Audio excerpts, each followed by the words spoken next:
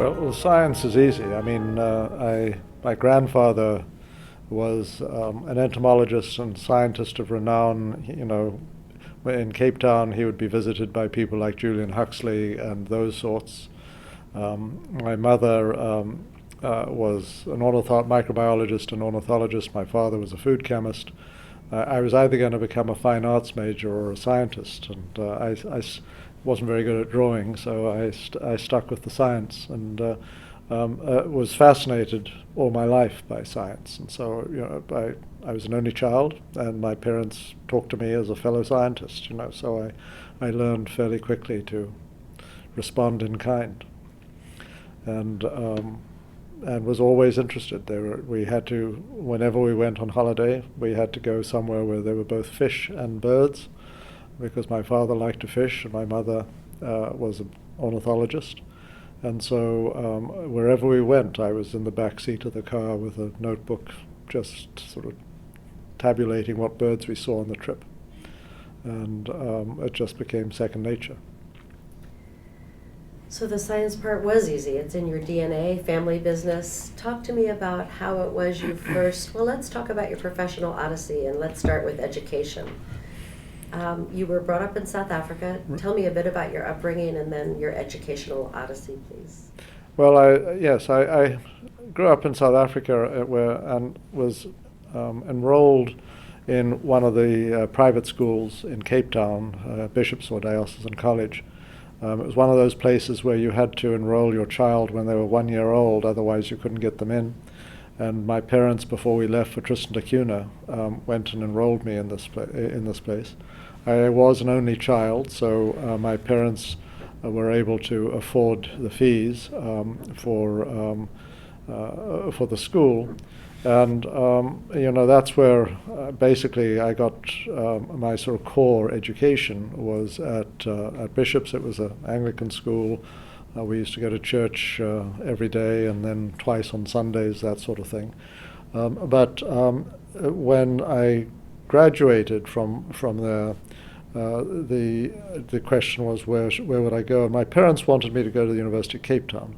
My mother wanted me to stay around. I'd been a boarder all my life, and my mother wanted me to stay at home rather than sort of go off somewhere. So I spent 3 years. Actually, I spent 1 year in the Army and 1 year in America as an exchange student. But then the following 3 years I spent at home while I was at the University of Cape Town. And during that time, I got the scholarship to Oxford. The school I went to had a Rhodes Scholarship attached to it specifically. And I was very fortunate to be selected to be one of their representative scholar, 1966 or 67, somewhere around there. And then sort of got this opportunity to go to Oxford.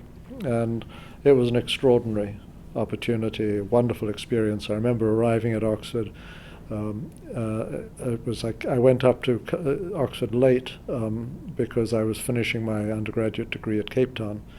And so I arrived in January in Oxford. And the day I arrived, there was a watery winter sun that was peeking through the mist. And so all these colleges were outlined in the sort of golden halo, you know, and I couldn't wait to begin. In Cape Town, the general tendency was to downplay academic activity. You wanted to be a sportsman, not an academic. But at Oxford, everybody was very sort of upfront about the fact that they were there to do academics, and it was wonderfully liberating and exciting to be right there and to sort of have an opportunity to be part of the intellectual activities of Oxford. I did a lot of sport as well, but the science and doing the DPhil at Oxford was a tremendous experience. But when I finished that, I had decided I had two opportunities. I had two decisions. One was to continue on as a postdoc and do the traditional lab-based program. But the other, while I was at Oxford, I did a lot of student governance type stuff. I was president of the Middle Common Rooms Association and other types of student representative government. and I enjoyed it, and I found that I was good at it, and so I decided I wanted to go into science policy rather than do bench science.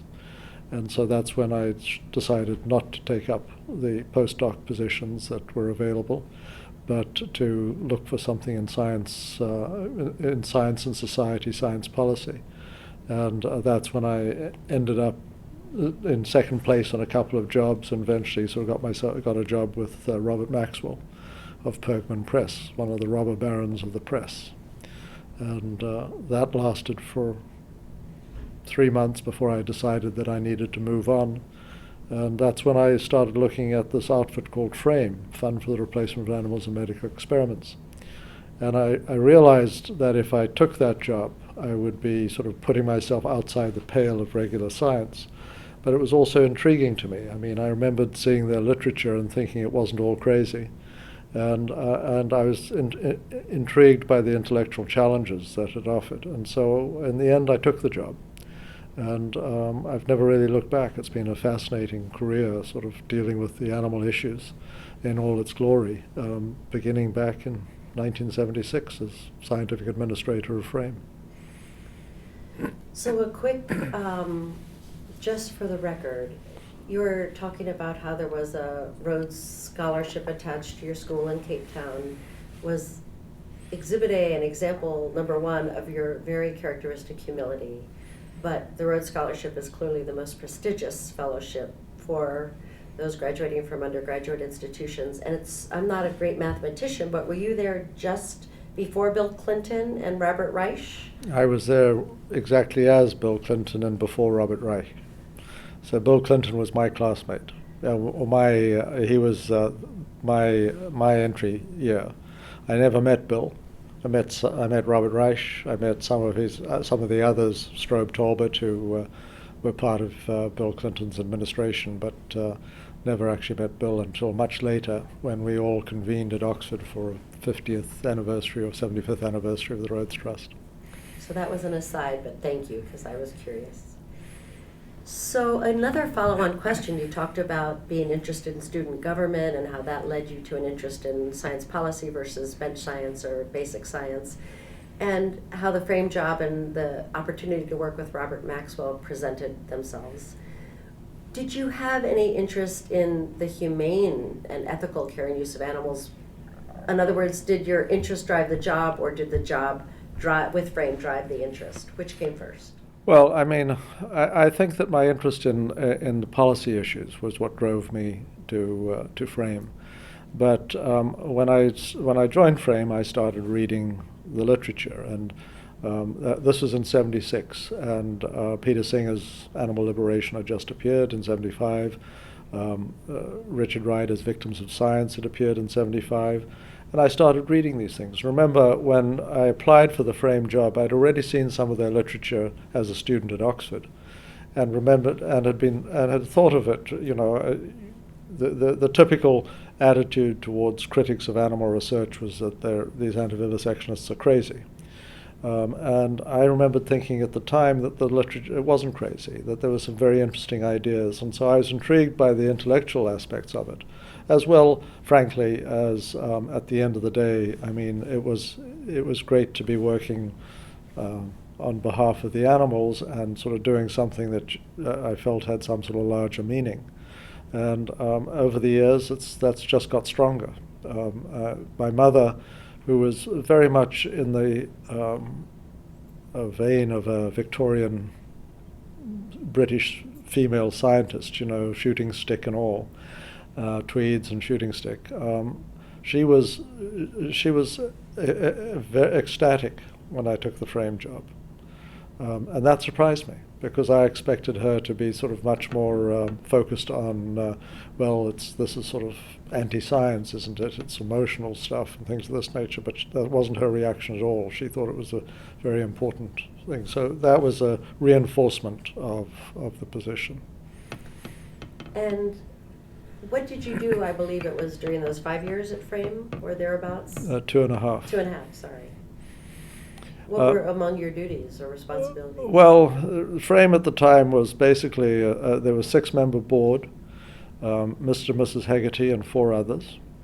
Mrs. Hegarty relied heavily upon Dr. Foister, who was a plant pathologist, who was another board member, and also her son Terry Hegarty, who was another plant a botanist or a plant biologist, for scientific advice. And I was the sort of first full-time scientist that they hired, and then there was a half-time secretary. And so the staff consisted of myself and the half-time secretary. And our job was to essentially develop materials and continue to sort of put out the frame message that alternatives were important and needed to be promoted and developed. And so I was developing scientific literature. I was dealing with Doctors Foister and Hegarty on the scientific side, and then working closely with Mrs. Hegarty, who was not one of the easiest individuals to work for. She had very strong opinions and wasn't afraid to express them. And in many respects, she was still sort of outraged at the fact that the National Antivivisection Society had pushed her out. And so she was using frame to some extent as a bit of a sort of club to prove that, she was right and they were wrong. And she was very insistent that frame be science-focused and science-based, which was fine by me because that was my background and my strength. And so, but I also felt that we needed to start looking at the animal welfare issues. Mrs. Hegarty didn't want us to waste time on welfare or ethics. She thought it was all based, that the argument was going to be won by science. But as I said, I started reading the literature and began to sort of build and develop articles. I had to write articles for science publications. In those days, the big victory was to get a letter to the editor published in one of the national newspapers, the Times especially, the Telegraph especially, but the Guardian was good too. And so every time we got a letter published, we would reprint it in our newsletter and send it to the members. I mean, the annual income of Frame when I started was £8,000. So, and that was 1976. It was not a large organization, and in many respects, over the years, Frame has had much greater impact than its financial resources would have warranted. And I think it was because Mrs. Hegarty was right that developing the science arguments was very important. I remember going into the Royal Society of Medicine had a library that you could wander through the stacks, and that's when I started getting involved in the toxicology literature. And I always remember reading a paper published by Weil and Scala in 1971, shortly before I started at Frame, in which they looked at validation of the Dray's eye irritancy test in rabbits. And this was a remarkable paper because they tested 12 different compounds, and 3 of which were so non-irritant that everybody in all the labs, 24 labs that were tested it, said it was non-irritant. But of the other 9 chemicals, depending on the lab, one would say it was non-irritant, the other would say it was very, very irritating, severe irritant. And so you had this very wide range of results for these 9 chemicals. And I looked at this stuff and I said, this is crazy. I mean, how can we rely on this type of data to determine whether or not this chemical is an irritant for human beings? It was just so variable and variant. Many years later, I met Bob Scala and we talked about, that particular paper and what it meant for toxicology. And he and I tended to disagree on it. He felt that you could still use the Dray's test to make valid predictions of toxicity. I still feel that the Dray's test was fundamentally flawed from the beginning, and even an experienced toxicologist was going to have trouble saying, yes, this is a clear irritant or a non-irritant based entirely just on the rabbit data. But nonetheless, it was, I started getting involved, looking at all of the science, and it was my job then to basically précis that material and produce articles and fact sheets and brochures for Frame and as part of our campaign. So you wear so many hats, Andrew. Scholar, teacher, thinker, writer, leader, advocate, broker. an historian. And so I would appreciate it very much, for the record, and for those who will be watching this interview years from now, if you would give a short summary of the founding and status of the anti-vivisection movement in London, where you first apparently encountered it through your work with Frame. You mentioned that Mrs. Hegarty had been ejected or otherwise ousted from the movement, and thus this was part of her response to that ejection.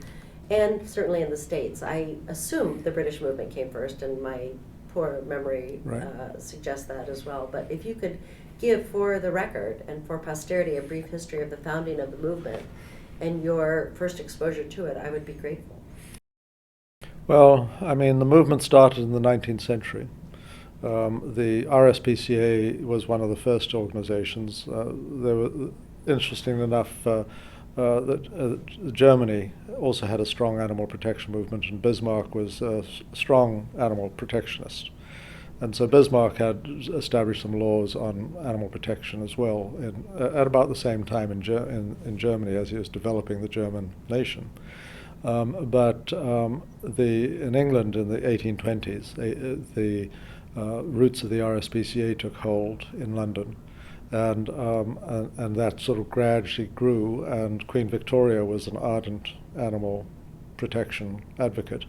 And so she gave the RSPCA, agreed to be a patron of this new society, and that's why it became the Royal SPCA, whereas the National Society for Prevention of Cruelty to Children has always been the NSPCC. It's been a bone of contention between the two operations for many years, because no royal ever gave them permission to use the royal attribution.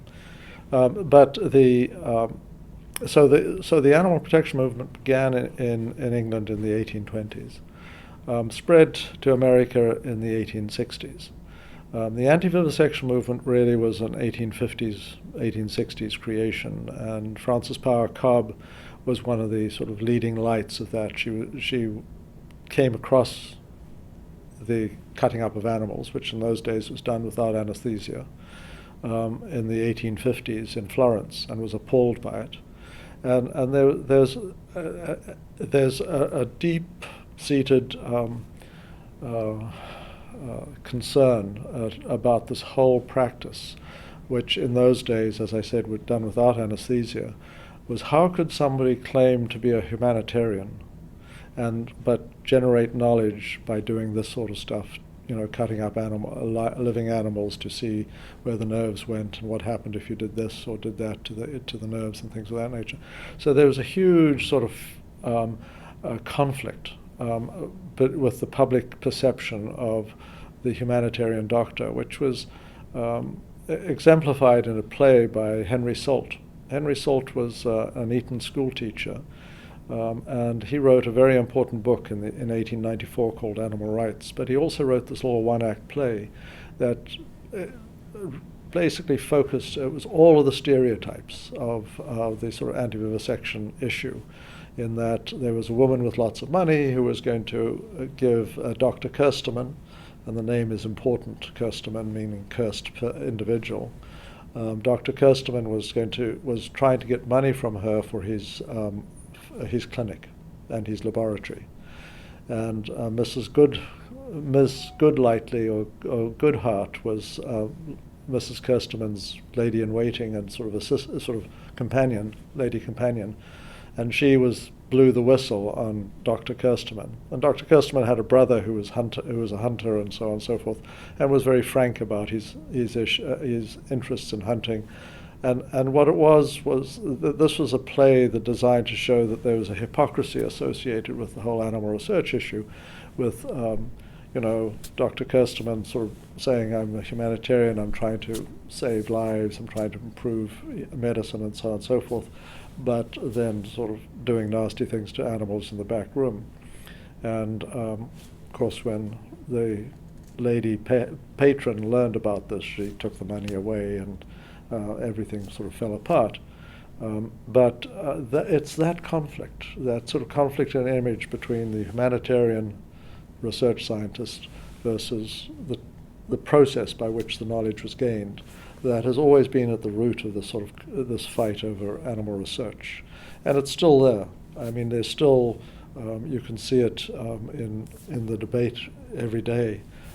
This sort of concern about the public concern is, how can you do that? And the scientist says, well, I do it because I want to improve our knowledge and understanding and improve medical care and so on. But there's still a difficulty. The general member of the public can never quite understand why it is that the scientist does it. And in fact, the scientists have the same sort of deep-seated sense of concern and guilt about what they do, but they just learn how to sort of subordinate that to the greater good, shall we say. And so this is a conflict about this sort of thing. So you've got the scientists having this underlying concerns themselves personally, but sort of suppressing it in order for the greater good, and the public not understanding how people can do that necessarily. So this is what I learned in those first few years at Frame, because there was another very important book published in 1975 that few people have read by another Oxford D. Phil student. He wrote about Victorian science and antivivisection, or science and antivivisection in Victorian England. And he articulated many of these sorts of issues. And they're as relevant today as they were back in the 1850s. So the anti-vivisection movement moved to America in the late 1800s. In 1894, there was a big fight over a bill before Congress that would have regulated research in the District of Columbia in the same way as it was regulated in England. It eventually failed, because Johns Hopkins came out and defended the need for animal research. But it was, to give you a sense of what a big deal it was, 6 Supreme Court justices, all major religions, supported the bill. And the American Physiological Association, Johns Hopkins, and the other sort of major scientific research figures opposed it. But I mean, it was a hugely controversial issue in 1894. But by 1896, the controversy was going in the animal research way, because the new developments in diphtheria, antitoxin, and things like that were beginning to show the benefits of animal research. Thank you for that standing on one foot but very clear and thorough summary, which is helpful for background and stage setting for the rest of our conversation. So you were at Frame until 1978, June, and you decided it's time for your next professional move. And how did you end up crossing the pond? Well, I needed to move on. As I said, Mrs. Hegarty was not an easy person to work for, so it was getting increasingly apparent that something needed to give. And I heard that the Humane Society was looking for an animal research specialist. So, and I forget how I heard that.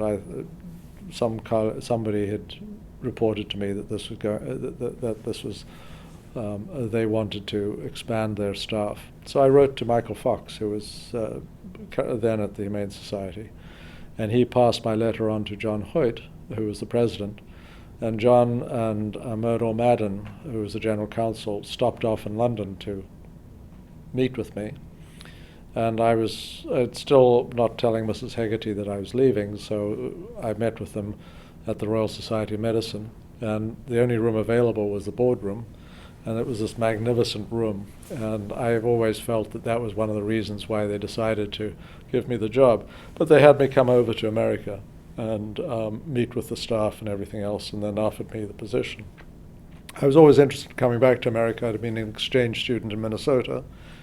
And frankly, I mean, America was, animal research was a big deal in England, but it was an even bigger deal in America. I mean, the amount of money spent on biomedical research in America dwarfed what was being spent in England.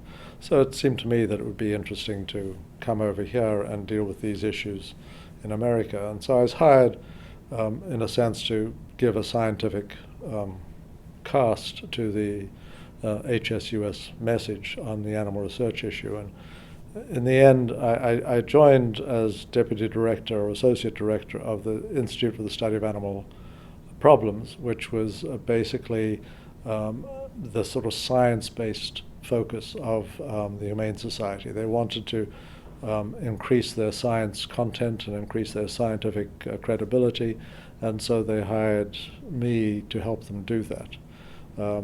And so that was my job when I came over, was not just to do the animal research issues, but also to do sort of general science issues. So we started a journal, the International Journal for the Study of Animal Problems, to sort of present the organization with a scientific face. And some people later said to me, "We knew what you were trying to do, this, and it wasn't going to work," as if there was some sort of deceptiveness. But we were just trying to sort of look at the issues using standard sort of scholarly scientific approaches, And again, just for clarification, you said it was the science arm of the Humane Society. Were they sharing space? Was it transparent to the rest of the community and to the public in general that these were conjoined organizations, or were they separate nonprofits? No. ISAP was not a separate nonprofit at all. It was just a division of the Humane Society, and we were in the same building. And our business card said Humane Society, United States. And how did you find the climate around antivivisection and animal research and the ethics of using animals in science or teaching in the U.S. when you first came over in -- versus what you had experienced in Great Britain the prior 2.5 years? Well, I mean, Britain was interesting in that one of the things that I found was that the companies, the corporations, the science corporations, the pharma and chemical industry, were one of the sort of prevailing messages was, what we do is okay, but what's going on in the universities is not. And then I'd speak to the universities, and the universities say what we do in the universities is okay, but the corporations are where the problem lies. And so, I've always found the social aspects of this issue fascinating, and tried to sort of understand what's going on and why. And I think I have a fairly good understanding of what is happening in the issue. And when I came over to America, it was something similar. It was bigger, but there was the sort of tendency for the corporations and the universities to see each other as different communities. And the universities tended to present themselves as purer than the corporates. The profit motive was somehow corrupting or perceived to be corrupting in some senses. Not so anymore. Of course, the universities are fully on board with the profit motive these days. But and I'm not sure whether this is through sort of rose-tinted glasses, but I do seem to. I remember the debates in the '70s, late '70s, early '80s, as more engaged. I felt that there was more willingness to sit down and talk and discuss than there is today. I don't get the sense that there is as much willingness to sort of engage the animal movement as there was back then. But maybe it's just as I've grown older and more senior in my status. The relationships have changed. I don't know. I think a lot of people share your sense that the dialogue or the willingness to engage in dialogue has declined, and I wonder if you have theories about why that is, why there seems less interest in respectful listening or common ground finding, or in general trying to work to see where there might be some shared solutions to. Well, I mean, there are arguments and differences and tensions wherever you deal with the animal research issue around the world. But you do find that in, say, Australia and New Zealand, there's the animal groups are sitting around the same table as the research groups, and they're working out their differences, and they're sort of hammering away at what may be done or may not be done. In Europe, the same thing happens. There's much more inclination to bring in all sides and have a sort of government-sponsored discussion of the issues and sort of come to a reasoned or a reasonable middle ground. In America, there's no government-sponsored discussion.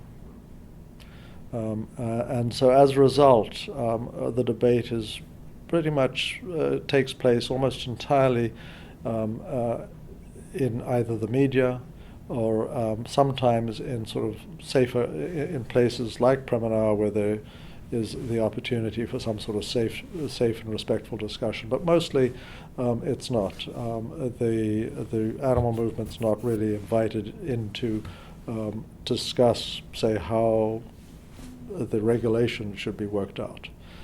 Because everything's adversarial.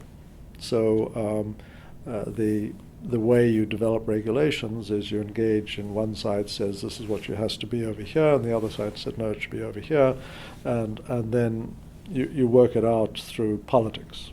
And so we know that the political system is not working very well at the moment, and that I think is true also of the research issue. I mean, the politicians are unable to help the research address the research side, and so as a result there isn't the sort of informed discussion and reasoned discussion. There's no safe place where people can stand up and say, I think this, and you're wrong, and so on.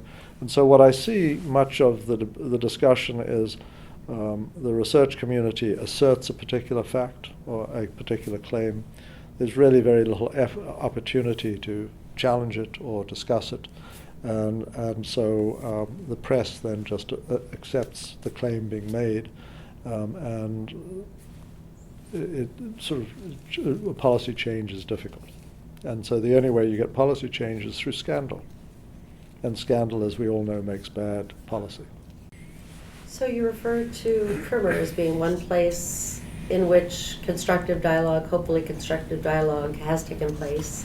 And of course you have everything to do with that. And I remember the time and place, or at least the place, when Frank Lowe introduced me to you, and you then became, along with Frank, the main precipitants behind Primer's involvement in the animal research and animal ethics field. So I'd love to hear your version and your account about those early years at Tufts, your role there, which was really quite revolutionary for a vet school to bring in someone who was an ardent and outspoken advocate for ethics and for humane care and use and for the 3 R's. So if you could tell me your tale of coming to Tufts, getting involved with Primer, and the genesis of these meetings, I would be very grateful. Well, Frank and I met when Frank was at Johns Hopkins, and we discovered that we both shared an interest in the historical background of some of these issues.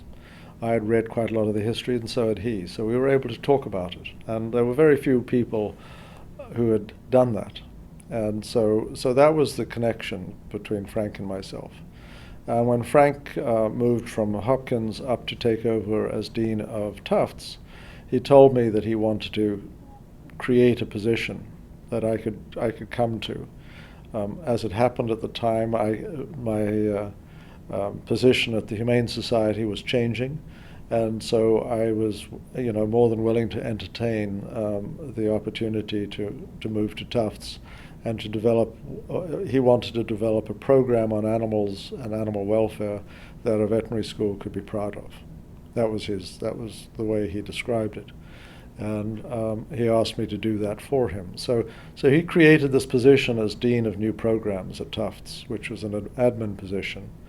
And one of my tasks was to run the faculty council.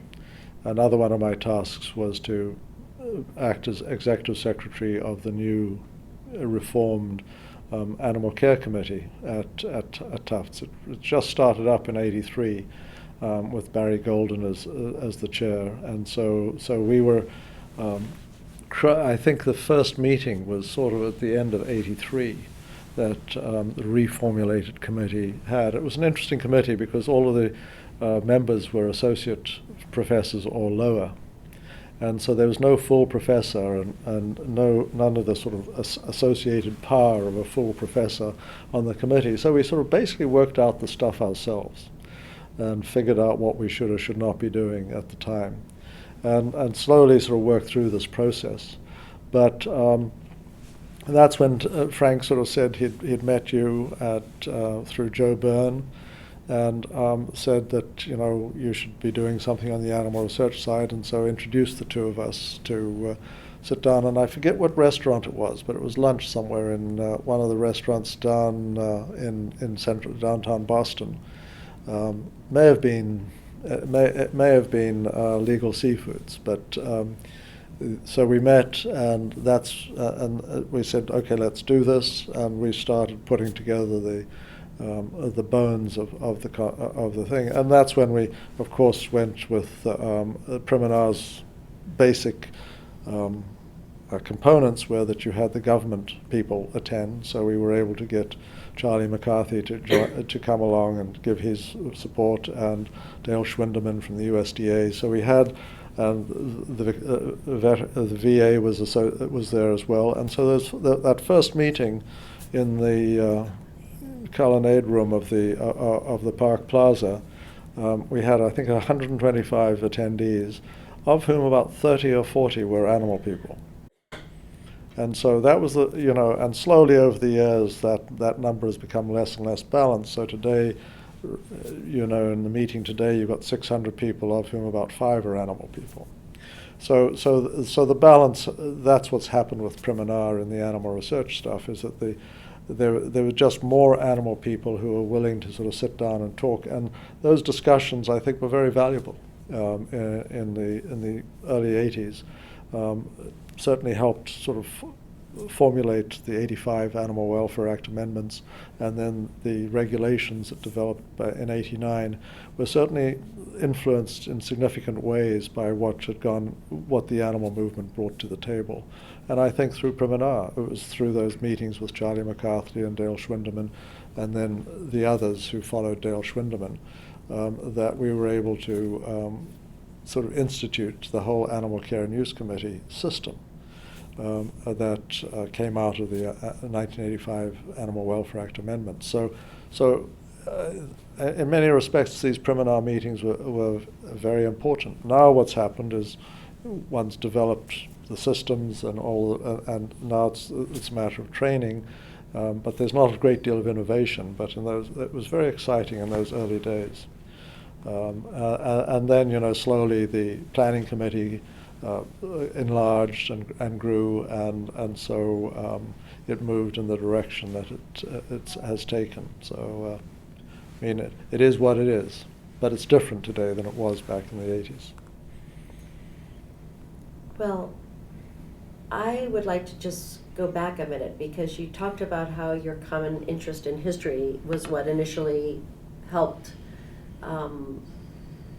develop your relationship with Frank, and how he then determined to bring you to Boston to start a whole new department or division at Tufts Vet School, where he was then dean. And your partnership was so uncommon and so rich and productive and so rare. I wonder if you can cite, other than that original shared interest in the history of the movement of use of animals in research, if you can cite what made it work, because in that formula calculus, there would be some very helpful seeds for other institutions, academic, pharmaceutical, government, bringing in other voices, respecting other opinions, and we don't see much of that. What was it that made Frank open to, and you willing to, work together toward a common goal?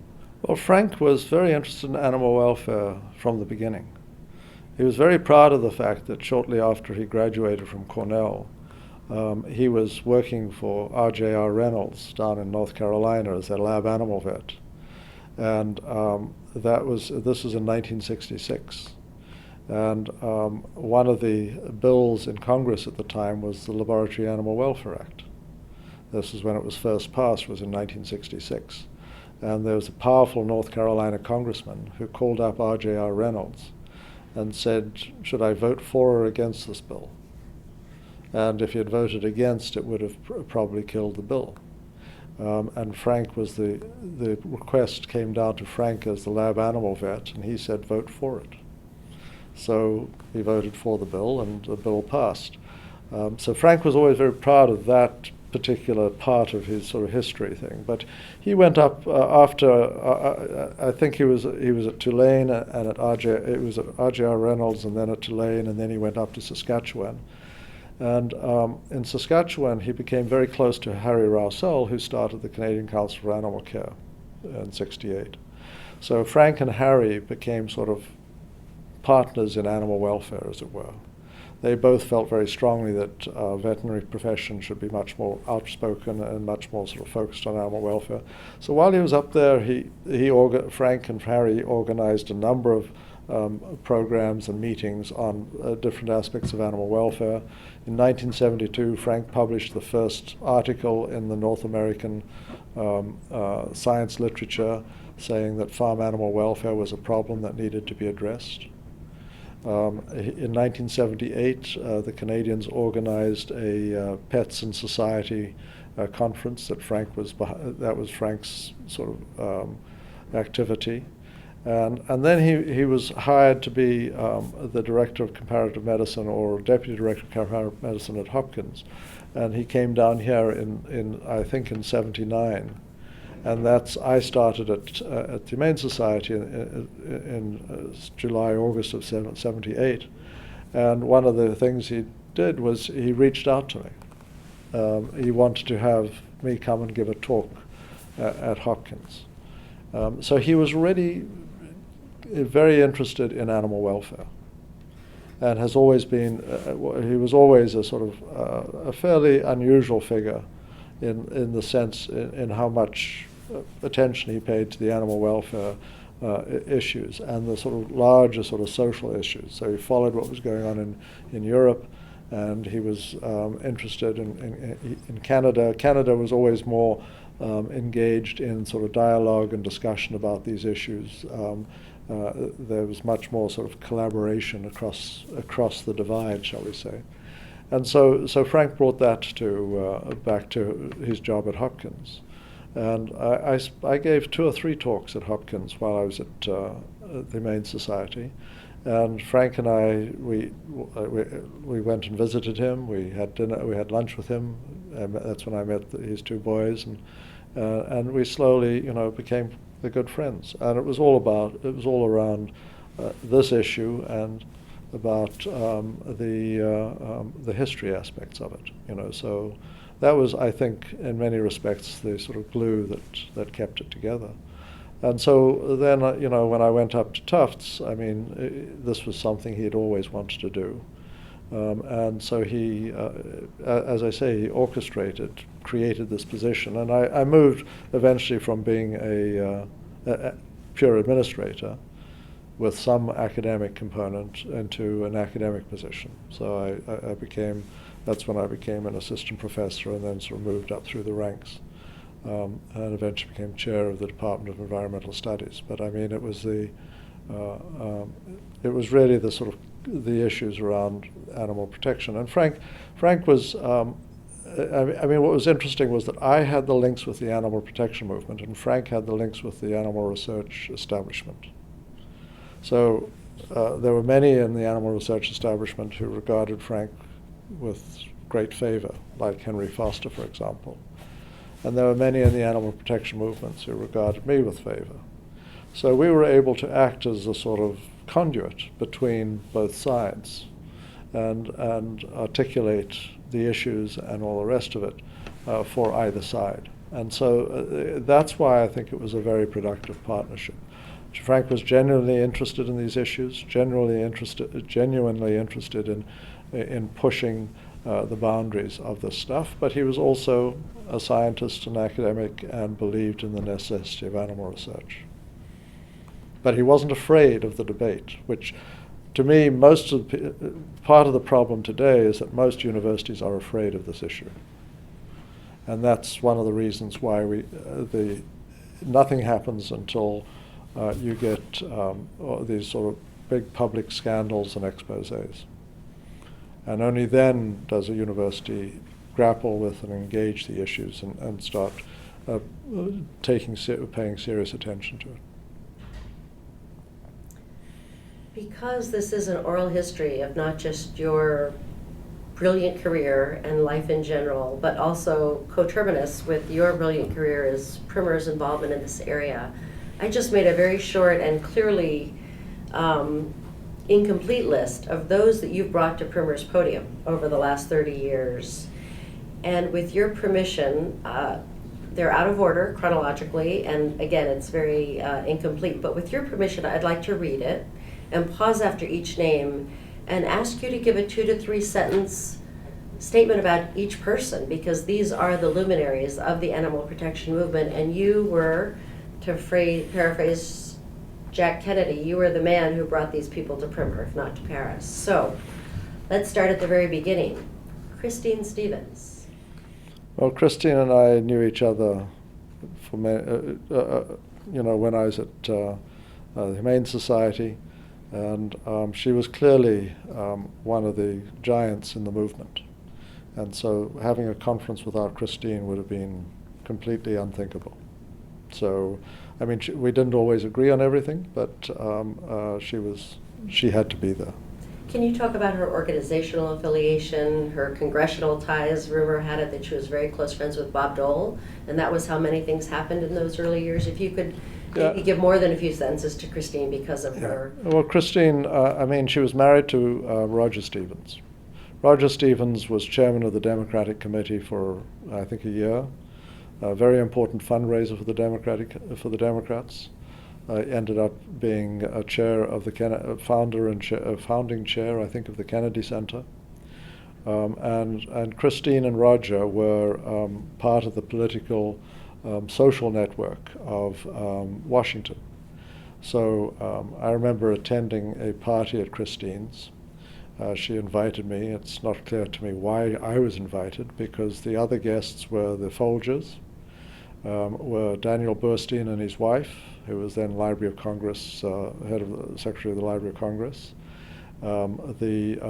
Nancy Wyatt, who was NBC sort of news anchor, the Phillipses of the Phillips Gallery, the Spanish ambassador and his wife, Obie Hardison, who was the director of the Shakespeare Folger Theatre, and me.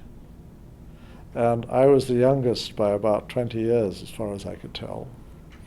And I still don't know what it was that this was all about. But those are the types of people. She would have a dinner party, and those are the types of people that she would come to her dinner parties. Bob Dole was a friend, and so she was able to get Bob Dole to attach the 85 amendments to the Farm Bill, and that's how it went into law. For posterity, again, would you please specify what those amendments were? Well, basically they established the Animal Care and Use Committee system and required that pain and distress be minimized and that alternatives be used, I mean, in a nutshell. And that primates, the psychological well-being of primates be attended to. So, I mean, these are so Christine could get into congressional offices as a result of her connections and her sort of marriage to Roger Stevens. So she was very important in the animal movement because she had this access. She could open doors in Washington. And she did. I mean, she wasn't always successful, and she wasn't able to get everything she wanted.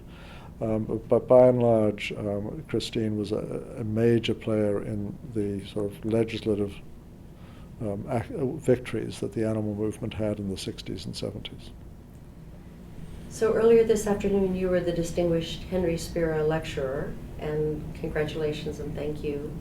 Congratulations on and thank you for that. And we will upload that talk to this site, People and Perspectives. But again, for the record and for completeness of the list of people you brought to the Primer podium, please just say a few words about Henry, because I know that you were very dear and important to him as a partner throughout his life.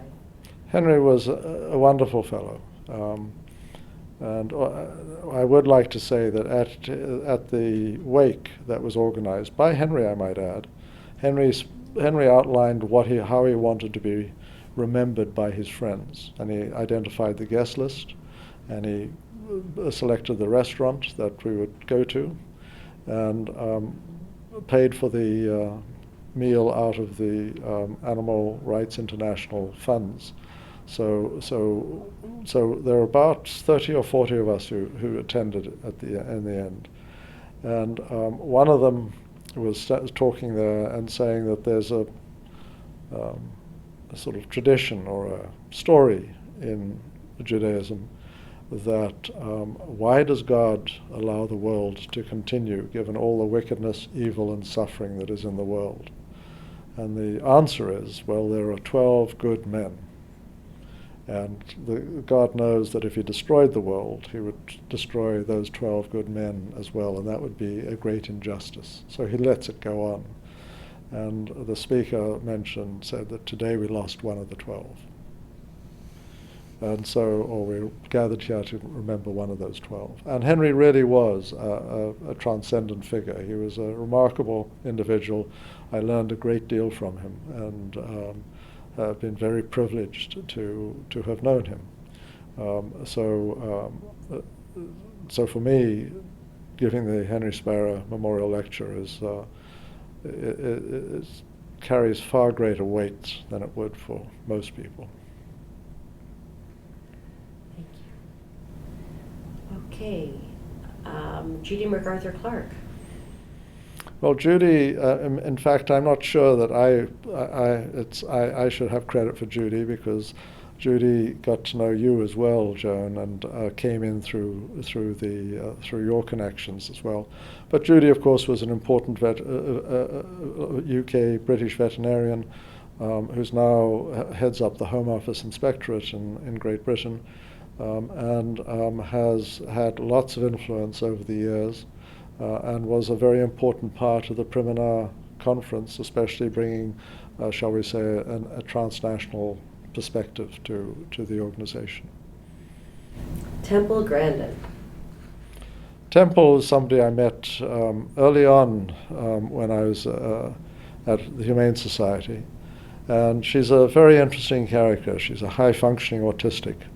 Never really feels that she understands other people or that other people will understand her, but has a sort of clear understanding of what animals perceive and think, and has translated that into a very successful career as basically a sort of a designer of how to move animals from one place to another, which is mostly what her designs are geared towards doing, but they're based on a very intimate and deep knowledge of what the animals are thinking and perceiving. And so she talks about seeing like the animals. But she's one of those people who can't dissemble. She is unable to sort of lie about what she is thinking or deceive people. And she says precisely what she does think, and so everybody is charmed by that sort of frank honesty and the genuineness with which she presents it. Thanks to you, she's been at least 2 or 3 times on our faculty, and we're hoping she'll come again next March in Denver. Okay, Colin Blakemore, lots of Brits. Yeah, well, Colin's been an outspoken proponent of animal research. To the extent that he became a target for the Animal Liberation Front, and his family were threatened in various ways by the Animal Liberation Front, but he always spoke out on behalf of what he believed. But he was also a very important figure. He got to know Les Ward, who was at the time head of Animal Aid, which was an Scottish antivivisection organisation. And he and Colin Blakemore were on a panel together, a TV panel together, and while they were sitting in the waiting room waiting to go on, they started talking and discovered that there was something useful to be learned from each other. And they essentially started the Boyd Group. And so the Boyd Group was basically a group of individuals and organizations that were trying to sort of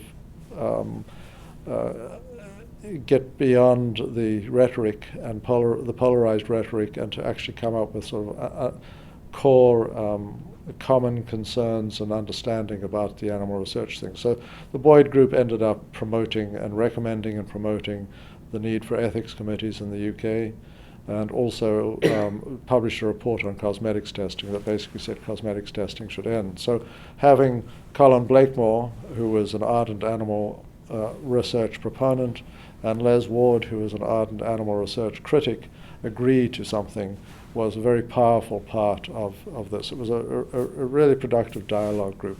It's still in existence, but it really hasn't produced much in the last 10 years. But for the first 10 years, it was a very productive exercise. Bernie Rowan. Bernie and I met many years ago, and he was one of the first people I met when I came to the United States.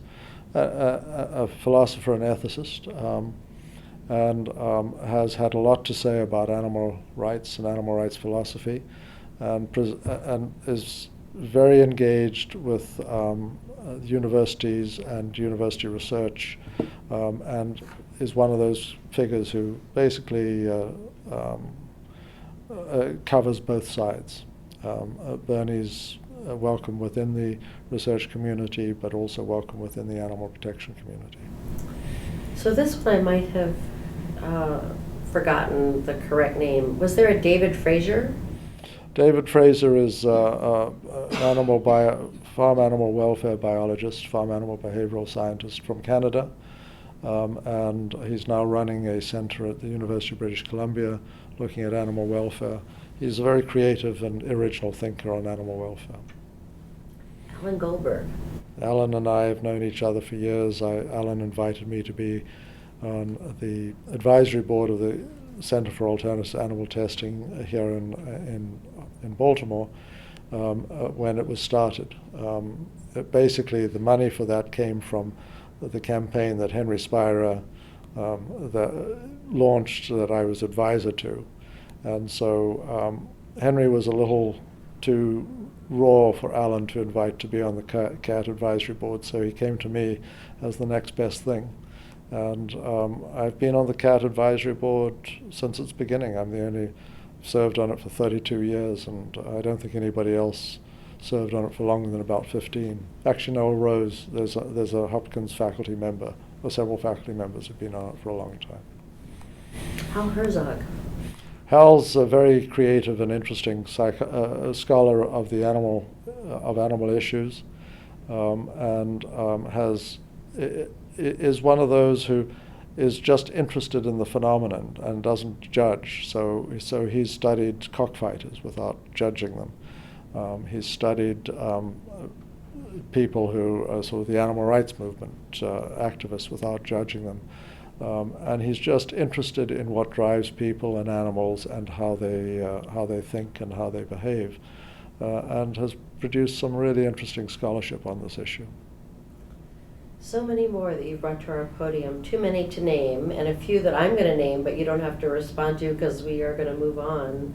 But Mark Beckoff, Jerry Tannenbaum, Stephen Weiss, Kathy Liss, Arnie Arluk. And the one place I would like to pause and let you talk about, because it was very, very significant,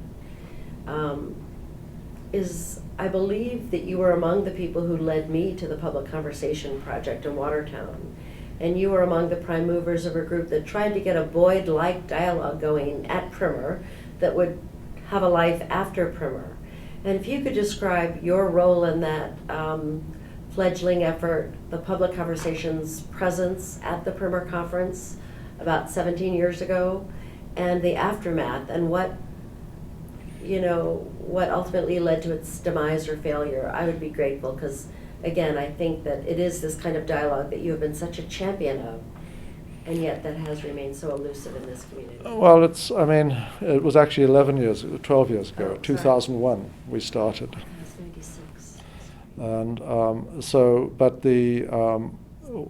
what happened there was that, frankly, it was one of my colleagues, Marty Stevens, and Bill White of Charles River who met and said we should really sit down and talk more about this. And I agreed with, when Marty came back and reported the conversation, I said, absolutely, let's see what we can do.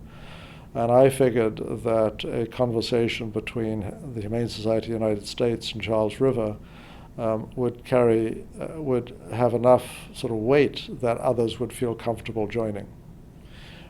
Because you have Charles River on the one side, the Humane Society on the other side. Who could oppose? I mean, there's a lot of room in between that people would feel safe with, because we had these two organizations supporting it. So I contacted Jim Foster, who is the CEO of Charles River, said, "Are you prepared to support this?" And he said yes. And so we started working on what we could do about it. And the question was, who should we invite, and how should we structure it? So we started pulling people in. John Miller was who has been a very important component of Priminar's Animal Care and Use Committee programs over the years. John was one of the people. We got the Animal Welfare Institute and Kathy List to come along. We invited we got some individuals from ALAS.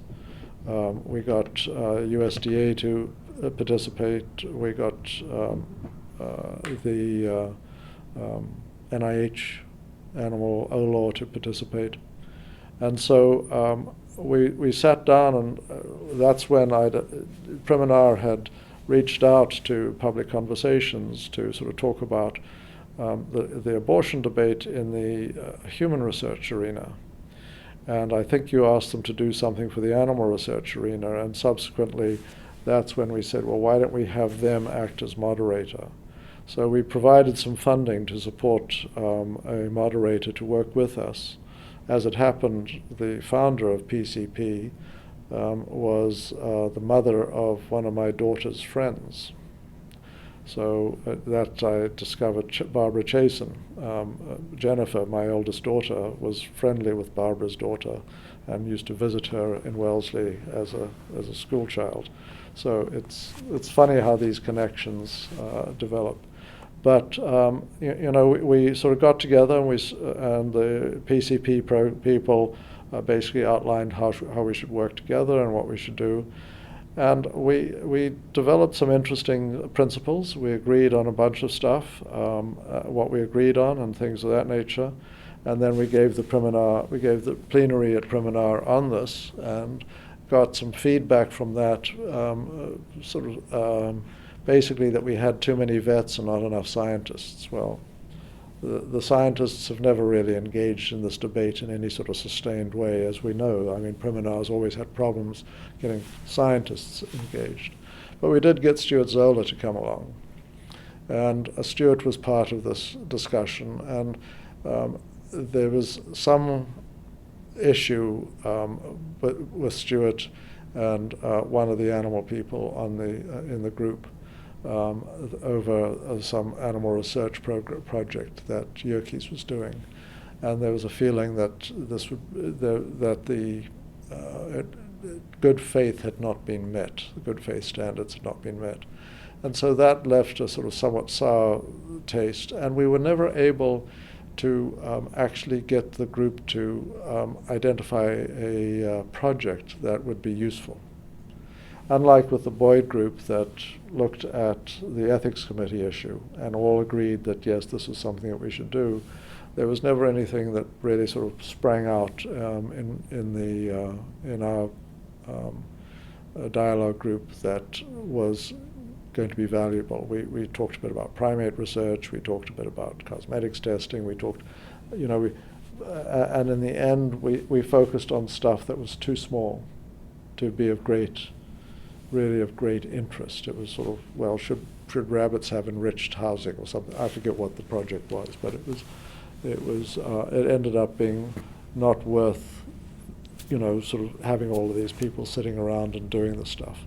And then how should we do this process? I mean, who should actually write the white paper, and that would then be reviewed by everybody there? And at the same time, there was unhappiness from some of the parent organizations that their people were participating in this stuff. So people had to withdraw from participation because of this general notion that you can't sit down with the enemy and talk to the enemy. So it slowly splintered. and it got to the point where it was not worth continuing with it.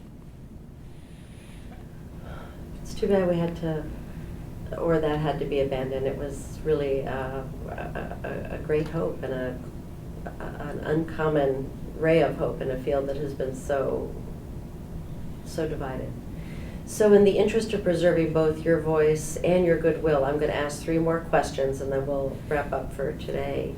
And the first question I'd like to ask is, what are the issues you're now working on, and what are the challenges you're now facing at your present job at the Humane Society? Well, I'm working on a lot of different issues. I mean, I'm the chief science officer, so I get pulled in on a lot of scientific topics. But I mean, I'm also the CEO of our international affiliate, and so we're working on a whole range of different issues. One of them deals directly with the animal research issue.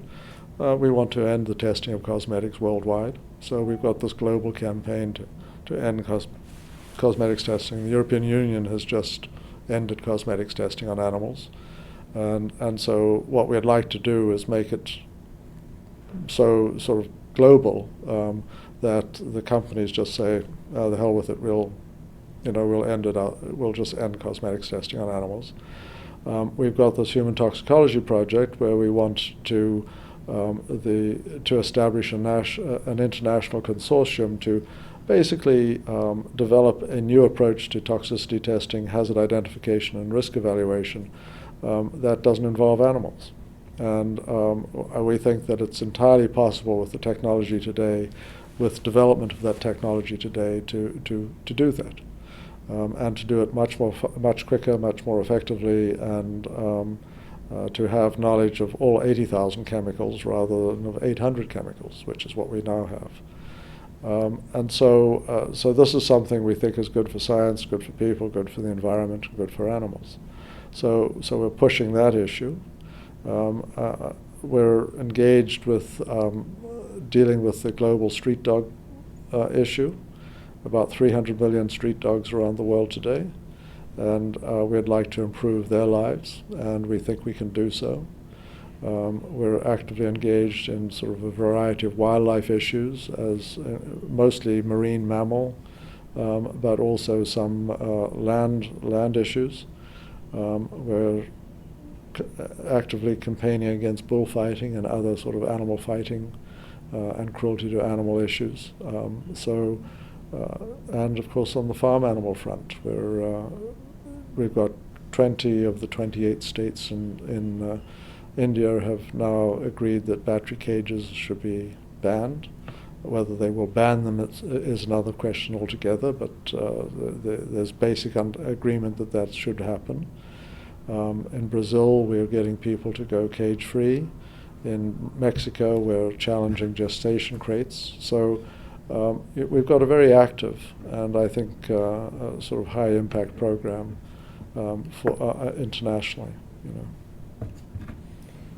And the challenges, and let's, at least for purposes of this interview, restrict them to to the animal research and use of animals in science and testing and teaching dimension of your work. I'm pretty convinced that by 2050, much of the use of animals that causes them harm will be behind us.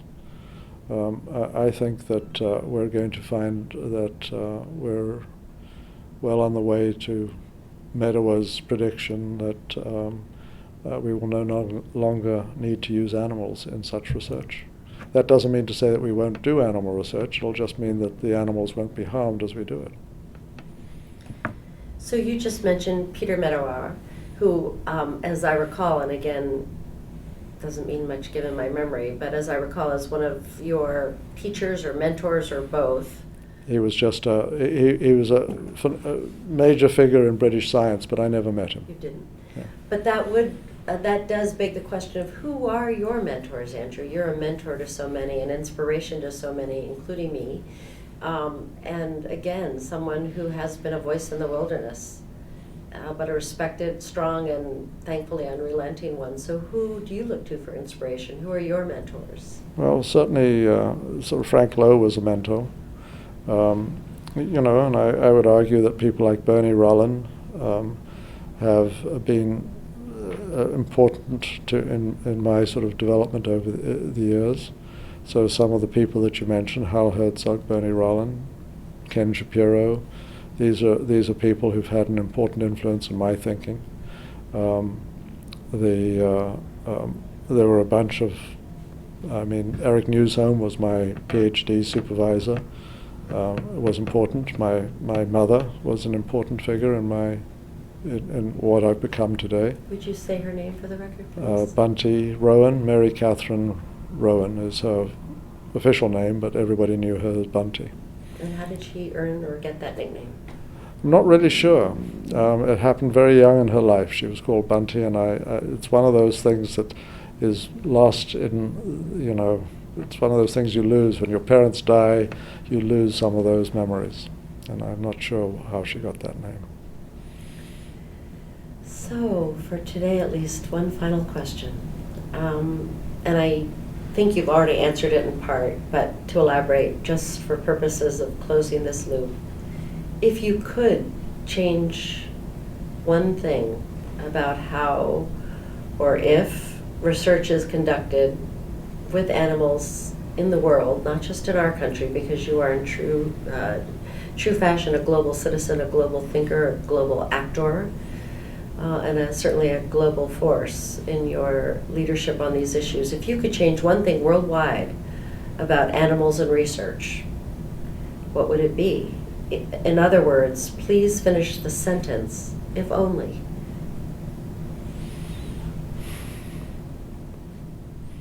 Well, it'd have to be if only we could develop the translational science that Francis Collins has outlined, we would end an enormous amount of animal suffering and improve our understanding of human biology and disease and therapy. I mean, it would transform what we're doing now.